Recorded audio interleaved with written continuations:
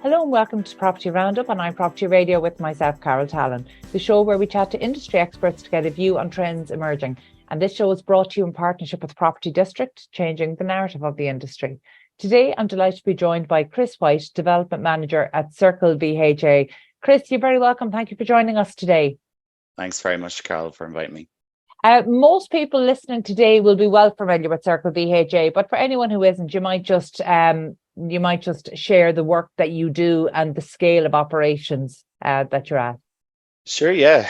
So Circle VHA are an approved housing body who have been operating within Ireland for over 20 years. We've got about just short of 3,000 homes in our ownership or management, and we work with a number of local authorities around delivering those schemes. Currently within my own role, I manage the development team, and we are currently delivering a pipeline of just under 3,000 homes over the next 3 to 4 years. And that's through a mixture of turnkey schemes or direct build construction projects within our own team. Very good. So then you're looking at you're looking at a doubling in size. Where around the country are these proposed developments? Yeah, so we currently operate in what we say is the sort of East Coast. So we're from Louth all the way down through the Dublin region, Wexford, Waterford, Cork, Limerick, Clare is where we're primarily based and where those schemes are at the moment. And then we're kind of moving our way gradually from the east over to the west through the Midlands at the moment. So we'll look at any opportunities within those locations. And we've got a healthy pipeline of sizable projects across the sort of main cities and counties. Very good. And is the long-term vision for a nationwide service? If we can get the right projects in the right location and at the scale that we need. So obviously, delivering homes is the first part of it, but there's the long-term strategy around management, maintenance, and tenancy services as well. So in order to deliver that effectively, you need to have a certain number of units per county. Very good. Chris, what's your own background? How did you're obviously coming from a construction background? Yeah, so look, I suppose I'm from the north originally, and I did qualify in building surveying and came out in 2007 from college. Just at the height of the boom, moved to Dublin, started working in project management, did a few years in project management, and then obviously, the economy collapsed and construction dwindled. So I stepped out of sort of the construction arena for quite a few years, and then came back into it in 2017, and then started working within the AHB sector. So previously to my role in Circle, I would have worked with another tier 3 AHB. Very good. Actually, the approved housing body sector has changed a lot over that period from 2017. I mean, like we've seen such a ramping up of scale and delivery. So maybe talk to us a little bit about the rate of delivery back in 2017 versus today. Yeah, sure. So one of the key things I've noticed over the last couple of years is the size of projects that local authorities and the department are willing to support. So when I sort of first came into the AHB sector back in 2017, a scheme of 40 homes was seen as being quite large. And there was a lot of consideration about approving anything above that by the local authorities, where now we're getting into schemes of like 150, 200 homes. And then we've also got, CREL has come online. So it's allowed us to do mixed tenure schemes, which, in my view, it provides, another option for people to rent within the market. Obviously, the private sector is there, and it's important that they are delivering homes as well, because you need those different streams. But kind of bring it back to those key differences. Back in 2017, there would have been a very primarily focus on turnkey. You had a lot of sites that were left over from the crash that needed to be finished out. And one of my first projects that I ever worked on in the HB sector was a ghost estate, and completing a ghost estate. And in the last few years, we've transitioned from those turnkeys, which are still an important part of delivery, but you're now seeing AHBs do more construction projects and are being asked by government to deliver more construction projects as well, which, I think the tier threes have actively taken, that call to action and have moved into that sector more over the last few years. I think that's a really interesting journey for the construction industry as well, because there's been such an outpouring, an outcry, particularly politically, looking for the state to ramp up home building. And I think the approved housing bodies ramping up home building is almost like a step in that direction, or it's almost fulfilling that criteria without putting the onus on the state that just doesn't genuinely have the capability or the expertise in this area in recent decades. So I definitely want to come back and have a conversation about that. Just, you touched on there, CREL. So cost rental, you might just explain that to people, because that's game changing for Ireland. And I think sometimes it's not, people don't realise. So you might just talk us through some of the different fundings, some of the things that have really transformed housing delivery in recent years. Yes, I mean, look, just to touch on CREL, which is cost rental. It was an initiative brought in by government in the last few years, and it was to deliver a type of tenure for individuals who aren't eligible for social housing, but maybe doesn't necessarily want to take on a mortgage or don't have the capacity to take on a mortgage right now. And those properties are made available to rent, but the rents are at a minimum of 25% of the open market rents.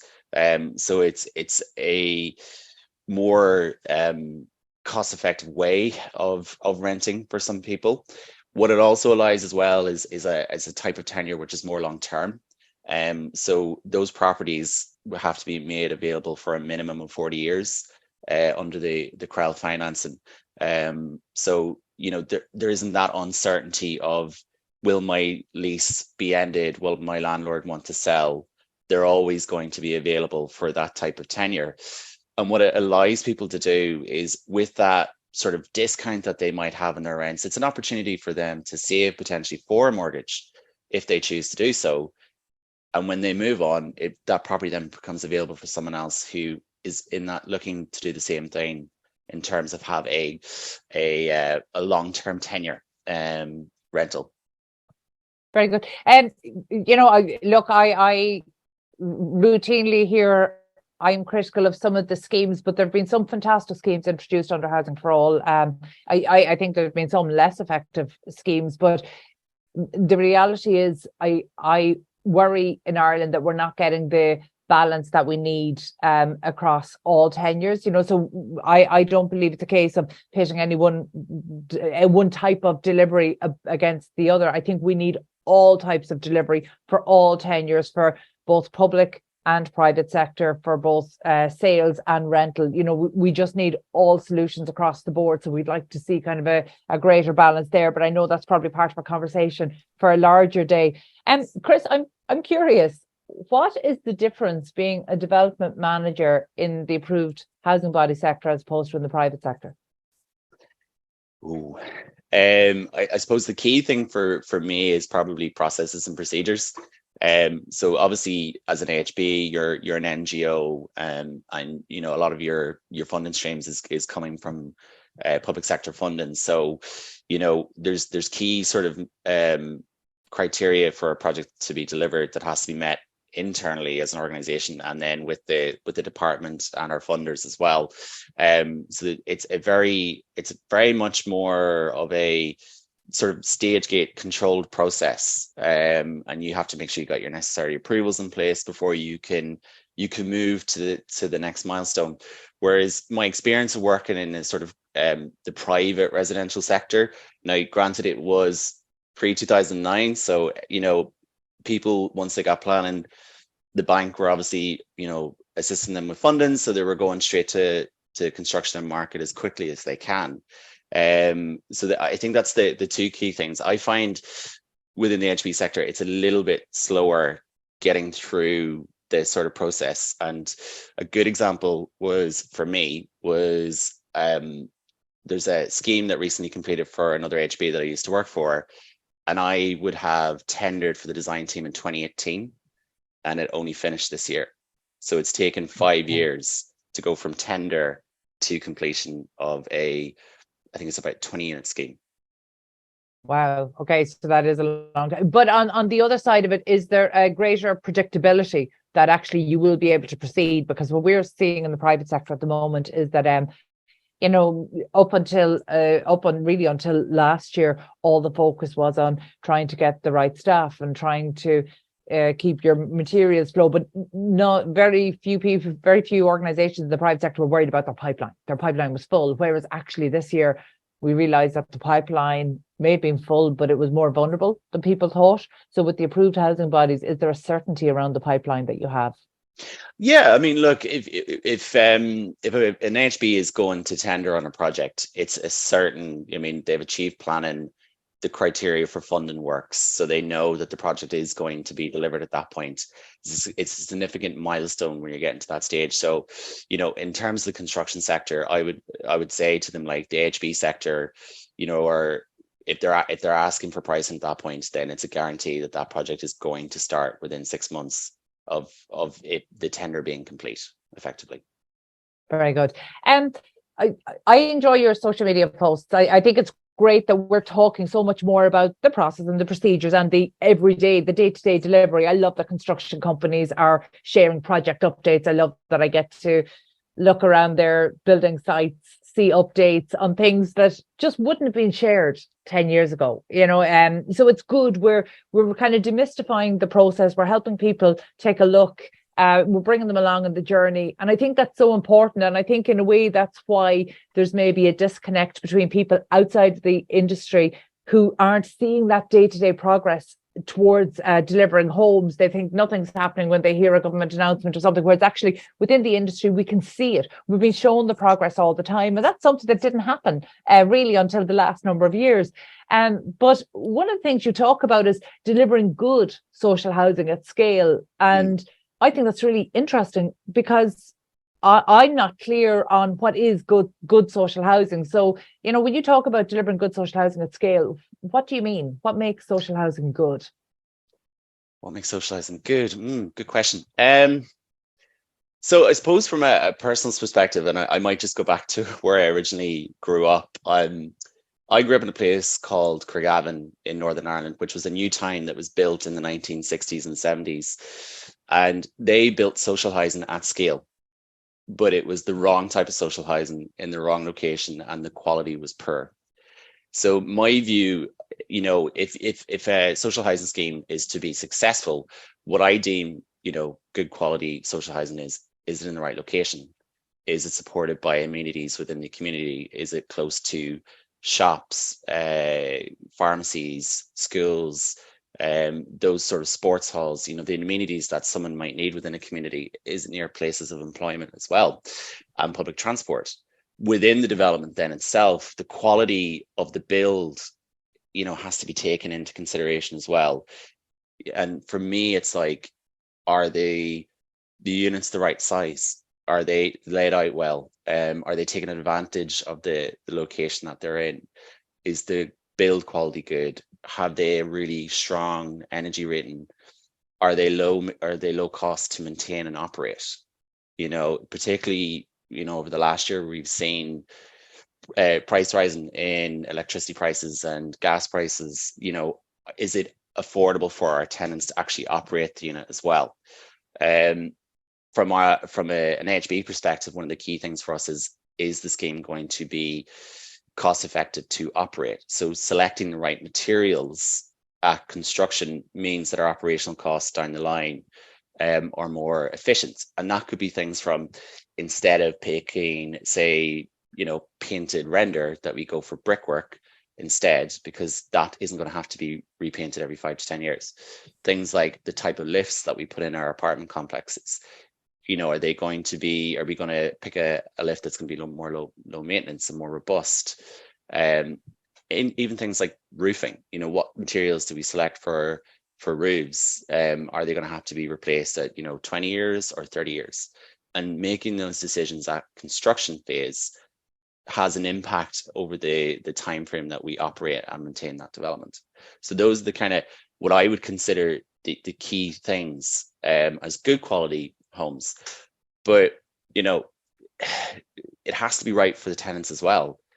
And one of the key things that Circle are starting to look at more recently is getting feedback from our existing tenants as to what makes a good quality social home, what's their experience around living in our existing schemes, and how can we take that information and feed it into our new projects. The feedback mechanism is interesting because we don't do that enough. In the past, certainly in the private sector, tenants were seen as something transitory. So therefore, there wasn't the same focus. But I'd like to hear more about the feedback, so we might come on to that. But first, you're touching on so many areas there, from construction materials, obviously sustainability, which is a huge focus, right into placemaking, and they're all very different things. You wouldn't think, that in a way they might actually be not necessarily competing, but possibly conflicting. So, for example, in terms of construction materials, obviously, irrespective of the sector in which you're building, anybody building over the past 2 years has been subject to the same forces, the same pressures, and that has definitely had an impact on the supply of materials and the cost of materials. But in terms of quality of build, is that not something that our regulations, is compliance not an assurance of quality at this stage? It has. I mean, if you look at what was built pre-2000, say 2009 versus today, the quality is definitely vastly improved over the last 10 to 15 years. And BCAR has had an impact in terms of the regulation side of it as well. I suppose from us, from our perspective as an AHB, when we talk about that is, if we capture everything during the construction phase and, make sure the quality is right at that point in time, we won't run into problems down the line. Because, even in the most simplistic terms for us, we try to minimize the amount of, say, defects in the initial couple of months that a building is occupied. And we see a successful project if it has the minimum amount of defects. And, those are simple things like, maybe the heating maybe doesn't work correctly first time, or a door is stuck because it hasn't been fitted properly. Those are minor ones. But it's important that we get the quality right from the get-go. Yeah, no, that makes sense. And you touched on size, and this is some bit of a contentious issue, size and layout and dual aspect. These have all been contentious issues over the last number of years. But in terms of size, are we overcorrecting? Because we know the household size, we know that the demand is for smaller units.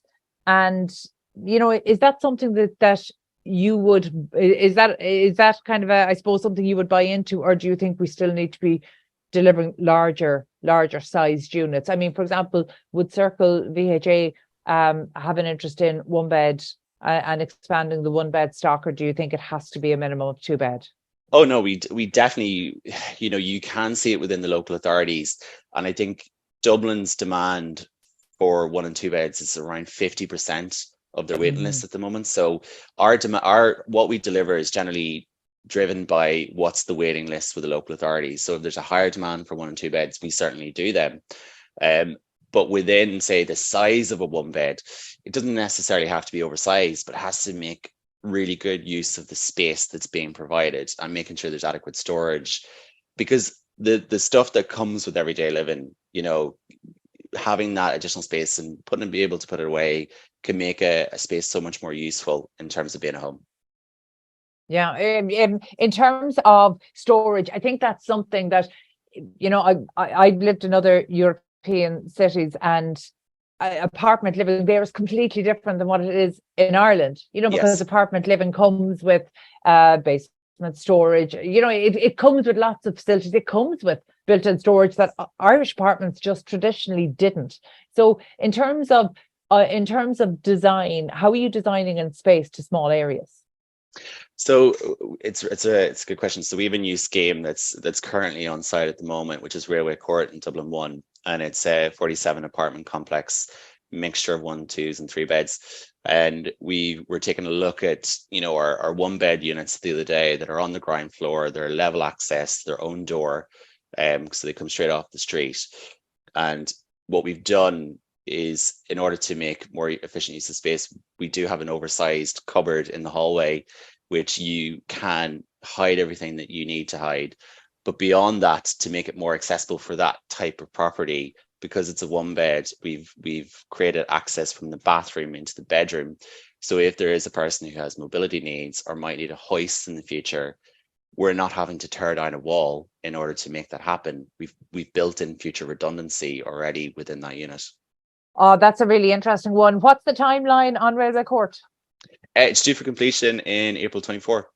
Lovely. Actually, it would be great if you're offering tours of that location before you open. Actually, it'd be great to get a look around there, because actually, again, we need to think about how we're configuring smaller spaces. It's not about larger spaces. We just need to get much smarter in terms of some of the smaller spaces, because we know that that's where the demand is. So, look, if you're open to it, we'd love to take a tour around that as you get closer to completion. Just again, an oversized hallway. I think every home needs an oversized hallway, irrespective of the number of bedrooms that you're in.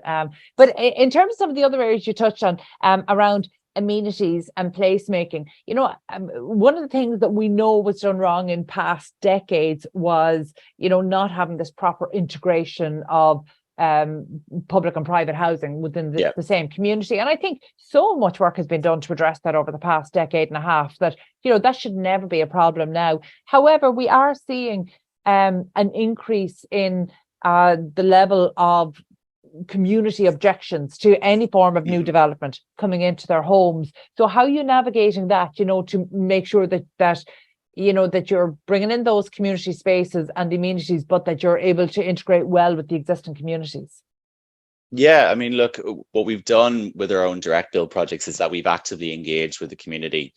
And we're going through it recently on a new scheme where we're pre-planning at the moment for 35 older person apartments within the Dublin region, and we've had our first consultation with the local residents, local community, to say this is our concept. What do you guys think?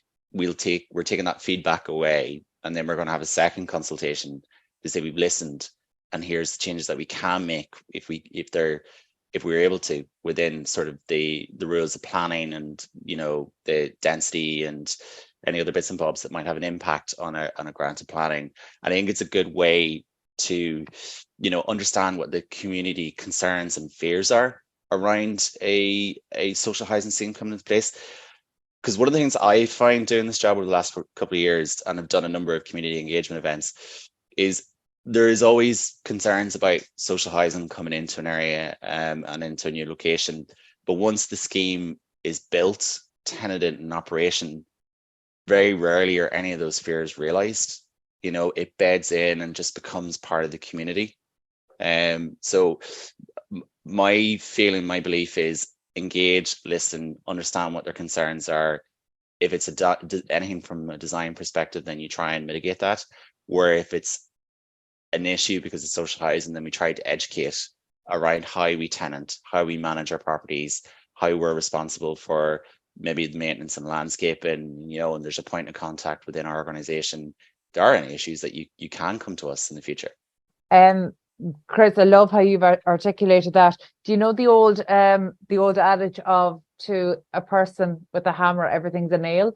Well, I am definitely someone with a hammer when it comes to community engagement. I truly believe, because I've seen it in practice over the last 2 decades, that despite the fears of project owners, community engagement can only improve a project. And that actually a lot of cases, it is around fear, irrespective of the reasons being given.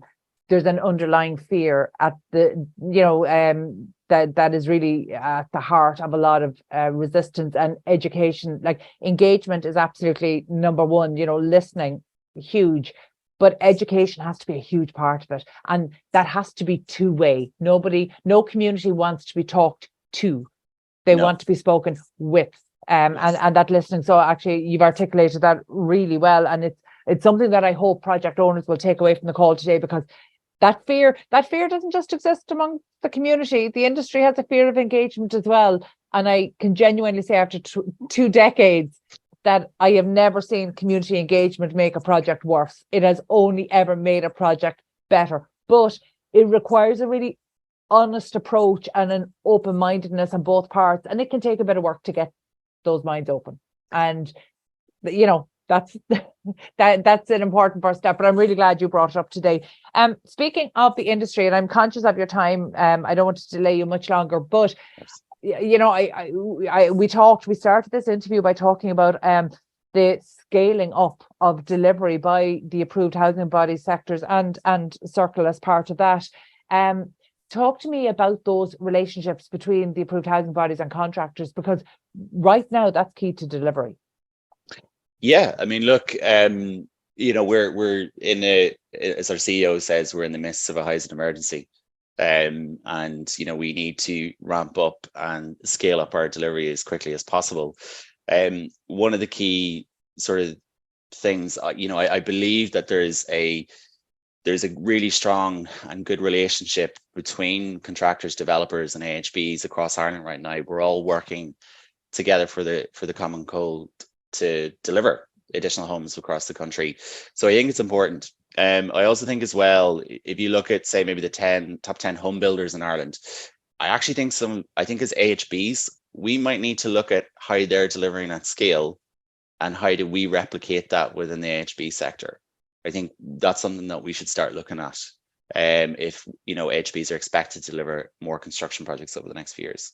I think that's a really interesting one. And, you know, you refer to John Hannigan's call there for a housing emergency. He's not the only person in the industry, both public and private sector, to call our housing crisis a housing emergency. And I think sometimes that gets slightly watered down, but actually there's a huge difference politically and if the state were to recognise Ireland's housing crisis as a housing emergency, that could actually be really game changing, not in the way that politicians talk about it being game changing, but it could actually change delivery by bringing in some interim measures in terms of planning, infrastructure delivery, you know, some of the support needed around it. So actually, just because you've touched on it there, I'm going to take the opportunity. We talk about it routinely most weeks on the show here. We have somebody calling for Ireland's housing crisis to be declared an emergency, and we absolutely second that. So I think it's really important every day we talk about the difference